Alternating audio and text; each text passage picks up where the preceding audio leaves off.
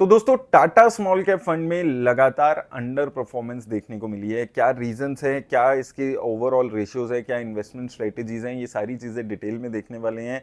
क्या आपको इसमें से निकलना चाहिए या नई एसआईपी करनी है तो करनी चाहिए, क्या डिसीजन किस टाइप के इन्वेस्टर्स के लिए फंड अभी भी सुटेबल है, वो डिटेल में हम लोग इस वीडियो में बात करने वाले हैं। तो दोस्तों सबसे पहले कुछ बेसिक डिटेल्स पे यहाँ पर बात कर लेते हैं। लगभग 9600 करोड़ के आसपास का इसका एसेट अंडर मैनेजमेंट यहाँ पर नजर आ रहा है। तो एसेट अंडर मैनेजमेंट भी इसका काफी अच्छा खासा है।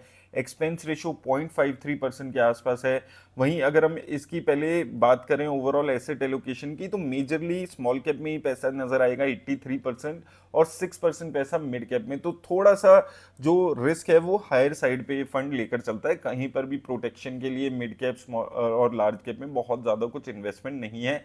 लगभग 90% पैसा इसने इन्वेस्ट किया हुआ है, और लगभग 10% पैसा ऐसा है जो अभी इसने इन्वेस्ट नहीं किया है। मेजर सेक्टर में देखेंगे तो मेटल एंड माइनिंग सेक्टर में सबसे ज़्यादा पैसा है 15%, देन सर्विस, कैपिटल गुड्स और केमिकल सेक्टर में पैसा है। तो ये जो सेक्टर्स भी यहाँ पर आपको नजर आएंगे थोड़े से रिस्की सेक्टर्स हैं। Metal and mining cyclical nature है, केमिकल सेक्टर बहुत अच्छा परफॉर्म नहीं कर रहा है पिछले कुछ टाइम से। सर्विस सेक्टर और कैपिटल गुड्स सेक्टर में हालांकि अच्छी रिटर्न्स बनी है। कुछ कंपनीज की यहाँ पर ओवरऑल बात करें तो टोटल कंपनीज की अगर हम यहाँ पे बात करें तो लगभग 62 कंपनीज हैं।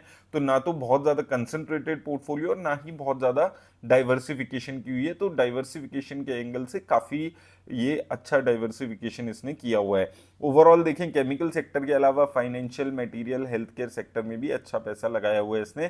कंपनीज देखेंगे तो यहाँ पर आपको थोड़ी सी हायर साइड पे प्राइस टू अर्निंग वाली कुछ कंपनीज नजर आ जाएंगी। यहाँ पर आपको सुदर्शन केमिकल, तेगा इंडस्ट्रीज, किर्लोस्कर, उषा मार्टिन, गोदरेज जैसी कंपनीज यहाँ पर नजर आएगी। तो थोड़ा सा मिक्स करने की कोशिश की है between financial, metal and mining, capital goods, लेकिन मेटल एंड माइनिंग में काफी अच्छा पैसा लगाया हुआ है।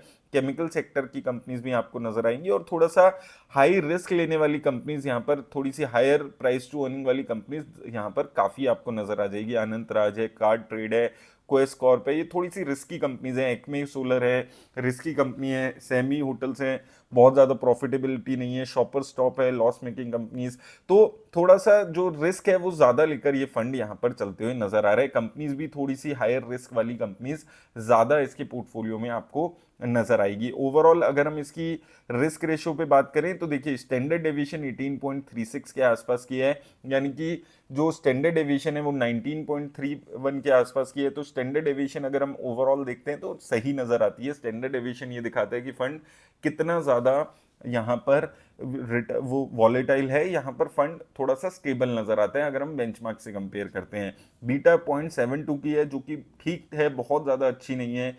प्राइस टू अर्निंग 30.15 के आसपास की आपको नजर आएगी। तो थोड़े से जो जैसे हम इसके पोर्टफोलियो में भी हमें दिख रहा था कि जो कंपनीज हैं वो थोड़ी सी हायर प्राइस टू अर्निंग की कंपनीज, और ये ओवरऑल इसकी प्राइस टू अर्निंग में भी दिख रहा है। बेंचमार्क की प्राइस टू अर्निंग 25 के आसपास की है, इसकी 30 के आसपास की यहाँ पर नजर आ रही है।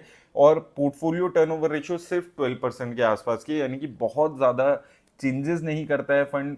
कुछ कंपनीज में इन्वेस्ट किया हुआ है और उन्हीं कंपनीज में लॉन्गर टर्म के लिए इन्वेस्ट करके चलते हुए यहाँ पर नजर आ रहा है।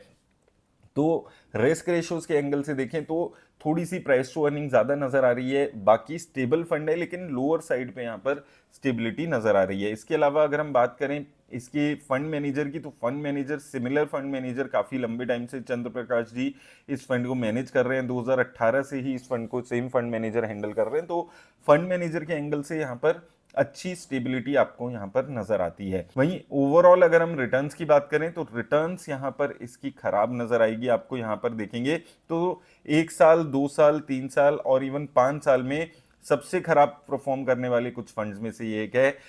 1 साल में सिर्फ 1% की रिटर्न है, 2 साल में भी 1-2% की रिटर्न है, 3 साल में 15% की रिटर्न है, और ये 1, 2 और 3 साल में सबसे खराब परफॉर्म करने वाले स्मॉल कैप फंड है, यहाँ पर आप देख सकते हैं। और इसके अलावा 5 साल में भी ये फंड अब अपने जो कैटेगरी है उसमें काफी पीछे चलते हुए नजर आ रहा है। ओवरऑल अगर आप देखेंगे 2021 और 22 में काफी अच्छा परफॉर्म किया था इस फंड ने। उसके बाद 2020 में खराब परफॉर्मेंस थी, देन 2024 में अच्छी परफॉर्मेंस थी, उसके बाद फिर से 2025 और 26 में खराब परफॉर्मेंस है। तो ये ईयर ऑन ईयर रिटर्न्स यहाँ पर आपको ये दिखा रही है कि कंसिस्टेंसी नहीं है। एक आधे साल अच्छी रिटर्न आई, 2022 में अच्छी रिटर्न्स आई, 2021 में अच्छी रिटर्न आई, लेकिन 23 में खराब रिटर्न्स हो गई, 24 में फिर ठीक रिटर्न्स आई, 2025 में काफी खराब रिटर्न्स हो गई, और 2026 में भी खराब रिटर्न्स ये फंड देते हुए नजर आ रहा है। तो पहली चीज तो क्या है कि स्टेबिलिटी नहीं है। ऐसा नहीं है कि एक सिमिलर लेवल पे रिटर्न्स आ रही है, कभी बहुत अच्छी रिटर्न्स आ रही है, कभी बहुत ही खराब रिटर्न्स ये फंड यहाँ पर देते हुए नजर आ रहा है। तो थोड़ी सी एक तो कंसिस्टेंसी की कमी यहाँ पर नजर आ रही है, और ऑब्वियसली जो रिटर्न्स है वो भी काफी डिसअपॉइंटिंग इसकी रही है। रोलिंग रिटर्न्स में देखें तो देखिए यहाँ पर 2021 से हमने यहाँ पर इसकी रोलिंग रिटर्न्स का फेज लिया है, तो 2021 से 24 तक देखेंगे तो एक अच्छी रिटर्न्स थी, ये अच्छा परफॉर्म कर रहा था। वो 2021-22 का फेज था जब ये फंड अच्छी रिटर्न्स दे रहा था ईयर ऑन ईयर बेसिस पे, लेकिन उसके बाद लगातार इसकी परफॉर्मेंस खराब होती हुई चली गई। यहाँ पर आप देखेंगे इसके बाद ये फंड अपने बेंचमार्क इंडेक्स से 2022 से 25 के अगर फेज देखते हैं, जुलाई 2022 से जुलाई 2025 का भी फेज अगर देख रहे हैं, तो उसमें भी ये फंड अपने बेंचमार्क इंडेक्स को भी बीट नहीं कर पा रहे हैं, वहां से भी कम रिटर्न्स आती हुई नजर आ रही है। फिर एक छोटे फेज के लिए ये फंड ने लगभग बेंचमार्क इंडेक्स जैसी रिटर्न्स दी, लेकिन उसके बाद पिछले 2 सालों में तो लगातार नेगेटिविटी इस फंड को लेकर बनी हुई है। और यहाँ पर अगर आप देखेंगे 2022 सितंबर से लेके 2025 के फेज में, 3 साल के फेज में लेकर अभी अगर हम करंटली देखते हैं, तो करंटली ये फंड अपने बेंचमार्क इंडेक्स से लगभग 7-8% कम रिटर्न्स देते हुए नजर आ रहा है। अप्रैल 23 से अप्रैल 26 के फेज देख रहे हैं, इस फंड ने 15% के आसपास के रिटर्न दिए, और इसके बेंचमार्क इंडेक्स ने लगभग 22% की रिटर्न्स दी है। तो ओवरऑल कंसिस्टेंसी नहीं नजर आ रही है, और इसके अलावा जो रिटर्न्स है वो भी लोअर साइड पे, और फंड थोड़ा सा रिस्क भी जो है वो ज़्यादा इस वक्त लेते हुए यहाँ पर नजर आ रहा है। और जैसे मैंने लास्ट टाइम जब इस फंड पे वीडियो बनाई थी, उसी टाइम पे हमने यही बात की थी कि क्यों ये फंड अब थोड़ा पोर्टफोलियो से बाहर का रास्ता दिखाने का टाइम आ गया। तो देखिए ओवरऑल अगर हम यहाँ पर बात करें, यहाँ पर परफॉर्मेंस जो है वो बहुत ही खराब रही है। 1 साल, 3 साल और लगातार पिछले 2-3 सालों से हम लोग बात कर रहे हैं कैसे परफॉर्मेंस खराब होती हुई नजर आई है। एक टाइम ऐसा था जब इसकी परफॉर्मेंस पिछले 1 साल में 10-12% तक नेगेटिव रिटर्न्स जनरेट करके दे रहा था, और वहां से परफॉर्मेंस निकल कर नहीं आ रही थी। तो इसलिए यहाँ पर एक अच्छा आपको इसलिए डिसीजन यही रहेगा कि ये एटलीस्ट यहाँ पर अपना जो नई एसआईपीज अगर आप कर रहे हैं तो उसको रोक दें, और थोड़ा सा और 2-3 महीने देखें। अगर इस मार्केट में जहाँ पर तेजी स्मॉल कैप में देखने को मिली है, यहाँ पर भी ये रिकवर नहीं कर पाता है, तो मुझे नहीं लगता है कि ऐसे फंड में बहुत लंबे टाइम तक रहकर आपकी रिटर्न्स बनेगी। तो उस हिसाब से आप अपना डिसीजन ले सकते हैं। उम्मीद है आपको हेल्प मिलेगी इस वीडियो से। धन्यवाद दोस्तों।